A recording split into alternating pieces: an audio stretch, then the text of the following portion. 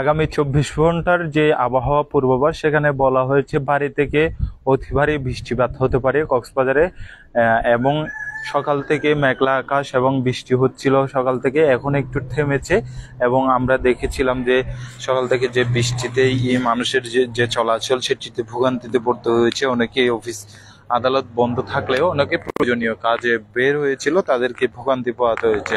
এবং বাংলাদেশ আবহাওয়া অফিস যেটি বলছে 24 ঘন্টায় যে পূর্বাভাস সেখানে বলা হচ্ছে যে কক্সবাজার সহ দেশের বেশ কয়েকটি জেলায় আসলে ভারী থেকে অতি ভারী বৃষ্টি হওয়ার সম্ভাবনা রয়েছে, অর্থাৎ আভাস দিয়েছে, পূর্বাভাস দিয়েছে আবহাওয়া অফিস। আমরা কক্সবাজার আবহাওয়া অফিসের সঙ্গে কথা বলেছি, তারা বলছিলেন যে আজকে যে বৃষ্টিপাতের রেকর্ড সেটি বলছিলেন।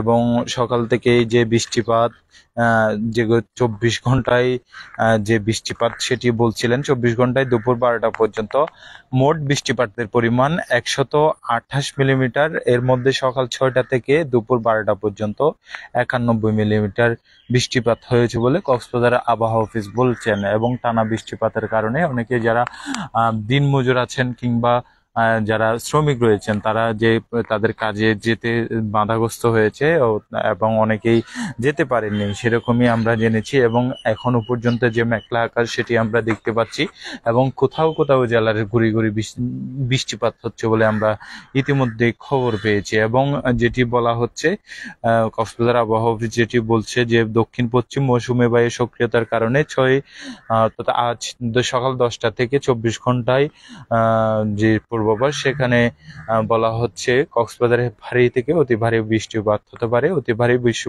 বর্ষণের ফলে পাহাড়ি এলাকাগুলোতে কোথাও কোথাও ভূমিধসের সম্ভাবনা রয়েছে, সেই সাথে ভারী বর্ষণজনিত কারণে কক্সবাজারে কোথাও কোথাও অস্থায়ীভাবে জলবদ্ধতা তৈরি হতে পারে বলে কক্সবাজার আবহাওয়া অফিস সেটি বলছেন। এবং বাংলাদেশ আবহাওয়া অফিস যেটি বলছে তাদের যে 24 ঘন্টার যে পূর্বাভাস সেটি সেখানে বলছে যে মৌসুমী বায়ু সক্রিয়তার কারণে সকাল 10টা থেকে পরবর্তী 24 ঘন্টায় চট্টগ্রাম, খুলনা ও বরিশাল বিভাগের কোথাও কোথাও ভারী বৃষ্টি থেকে অতি ভারী বৃষ্টিপাত হতে পারে। অতি ভারী বর্ষণের কারণে চট্টগ্রাম বিভাগের পাহাড়ি এলাকায় কোথাও কোথাও ভূমিধসের শঙ্কা রয়েছে, সেই সঙ্গে ভারী বর্ষণজনিত কারণে চট্টগ্রাম মহানগরীর কোথাও কোথাও অস্থায়ীভাবে জলাবদ্ধতা হতে পারে বলে বাংলাদেশ আবহাওয়া অফিস বলছেন। এবং অন্যদিকে কক্সবাজার যে আবহাওয়া অফিস এবং অন্য একটি আবহাওয়া বার্তায় যে বলা হচ্ছে মৌসুমী বায়ু সক্রিয় থাকার প্রভাবে উত্তর বঙ্গোপসাগরে বায়ুচাপের তারতম্যের অধিক্য বিরাজ করছে। এর প্রভাবে উত্তর বঙ্গোপসাগর, বাংলাদেশের উপকূলীয় এলাকা ও সমুদ্র বন্দরের উপর দিয়ে দমকা জোড়ো হাওয়া বয়ে যেতে পারে। এই কারণেই আসলে কক্সবাজার, মোংলা ও পায়রা সমুদ্র বন্দরকে 3 নং স্থানীয় সতর্কতা সংকেত দেখিয়ে যেতে বলা হয়েছে। উত্তর বঙ্গোপসাগরের অবস্থানরত যে মাছ ধরার ট্রলারগুলো রয়েছে সেগুলোকে পরবর্তী নির্দেশনা না দেওয়া পর্যন্ত উপকূলের কাছাকাছি সাবধানে চলাচল করতে বলা হয়েছে।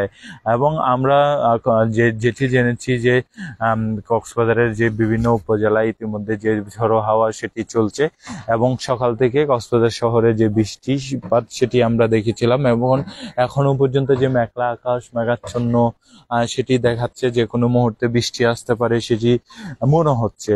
এবং আবহাওয়া অফিসও সেটি বলছে পূর্বাভাসে তাদের। আমরা চেষ্টা করছি আবহাওয়ার যে সর্বশেষ বার্তা সেটি আপনাদের জানানোর জন্য। এবং কক্সবাজারে যে ঝোড়ো হাওয়া এবং কোথাও কোথাও মাঝারি থেকে হালকা বৃষ্টিপাত এবং অতি ভারী থেকে ভারী বৃষ্টিপাত সেটি হতে পারে বলে বলছেন কক্সবাজার আবহাওয়া অফিস। এবং এখনো পর্যন্ত যে 3 নং সতর্কতা সংকেত সেটি বহাল রয়েছে এবং কক্সবাজারে পাহাড় ধসের শঙ্কা রয়েছে বলে কক্সবাজার আবহাওয়া অফিস আমাদেরকে জানিয়েছেন। আমার কাছে আবহাওয়া পূর্বাভাসের এই ছিল সর্বশেষ। এতক্ষণ সাথে থাকবার জন্য ধন্যবাদ।